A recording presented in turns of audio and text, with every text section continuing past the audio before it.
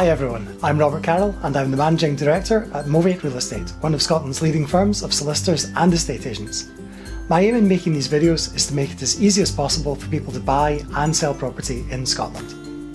Whether you're buying or selling a property in Scotland, you will experience the legal process called conveyancing.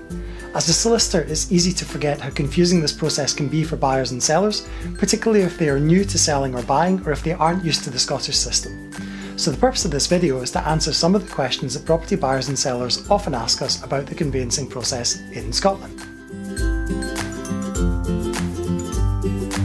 Conveyancing is the legal process that takes place after you have agreed, often verbally, the main details of buying or selling your house. The principal elements are missives, searches, and checking title. The various steps involved in conveyancing ensure that buyers get what they think they are purchasing, and they help to prevent the buyer from being landed with significant costs after they have bought the property. The contract that contains the terms and conditions of the transfer of ownership from one person to another is called the missives. Missives is an old word for letters, and not surprisingly, it still involves the exchange of letters between the buyer and seller solicitors. So, if you're wondering how long you have to check the central heating in the property works, or what compensation you will be paid if you can't move into the property on the agreed date of entry, that's all contained in the missives. The conveyancing process includes additional searches being carried out on the property and on the parties involved in the transaction. It's the seller's obligation to prove that they are actually entitled to sell the property.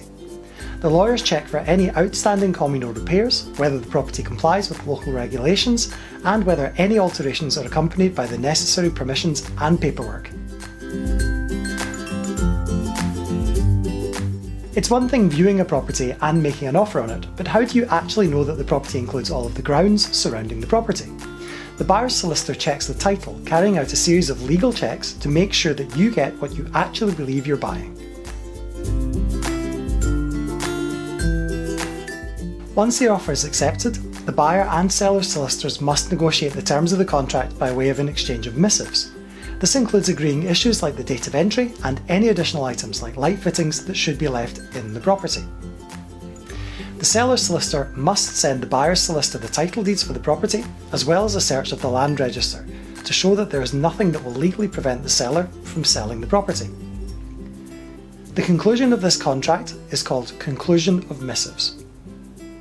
The buyer's solicitor will then ask the buyer to send the required purchase funds to that solicitor's client-specific bank account. The buyer's solicitor will also request any mortgage funds from the mortgage lender where appropriate.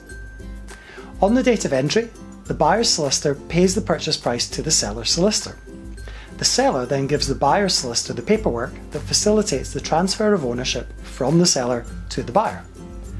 All being well, when the buyer's solicitor confirms that they are happy with the paperwork and the seller's solicitor confirms that they have received the purchase price, the transaction is treated as settled. The buyer often picks up keys from the seller or from the seller's solicitor or estate agent, and they can begin the process of moving into their new home. The final steps in the process are for the buyer's solicitor to inform the land registers that their client now owns the property and to pay any land and buildings transaction tax that the buyer has to pay to the government. This is a very good question. It varies from transaction to transaction, and it's often dictated by the length of time that the seller wants to remain in their property after the agreed sale. On average, there is usually 6 to 8 weeks from the sale being agreed to the date of entry. Apart from the desire of the buyer or seller that the process takes a certain amount of time, other factors can affect the length of the conveyancing process, and these include the seller not owning the full extent of the property that they have marketed through their estate agent, or being legally prevented from selling the property, for example if the property is subject to legal proceedings. Additional paperwork being needed relating to alterations, but being difficult to obtain. In Edinburgh, statutory notices applying to the property and often requiring a significant amount of additional legal work to satisfy the buyer and the seller that they are adequately covered in the event of the statutory notice ever being enforced.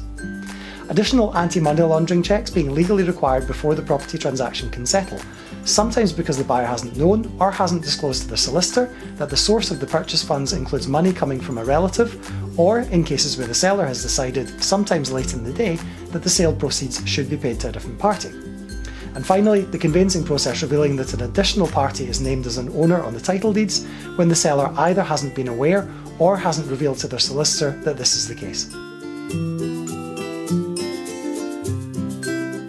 An issue that causes some anxiety during the conveyancing process is how long it takes for missives to be concluded. Since conclusion of missives involves the buyer being contractually bound to buy the property, the buyer's solicitor cannot conclude missives until they can be sure that the buyer is able to pay for the property. Most property purchases involve a mortgage. It's not possible to submit a full mortgage application until the seller has accepted the buyer's offer to purchase the property. If the buyer's mortgage lender takes 6 weeks to process the buyer's mortgage application and to send out the mortgage offer to their solicitor, it is highly unlikely that the buyer's solicitor will be able to conclude missives until they have the mortgage offer in their possession. Other issues that can hold up the conclusion of missives most often involve items that the buyer and seller are struggling to agree upon, or issues coming out of the woodwork once the seller or buyer's solicitor has received the title deeds or searches relating to the property, that often even the seller is unaware of.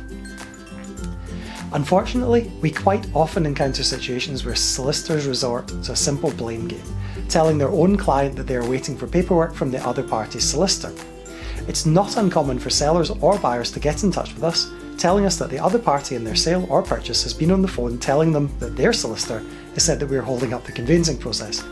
It also wouldn't be the first time that we have sent them 2 examples of letters that we have sent to that solicitor chasing a response from them.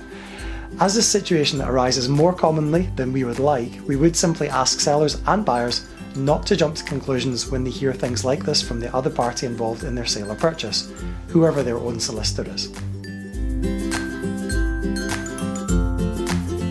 The conveyancing process can often be slower than clients expect, with a few days passing between communications from one solicitor to the other.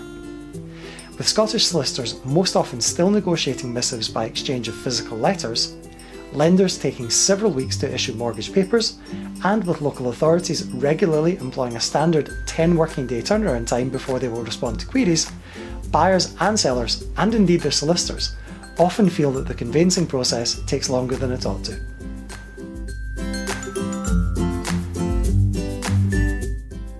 If you want to know more about the conveyancing process in Scotland, or if you'd like to discuss any other property queries, just leave a question in the comments below, give our conveyancing department a call today, or visit movate.co.uk for more information. And, as always, if you found this video helpful, please share it, like it, or subscribe to our channel. See you next time.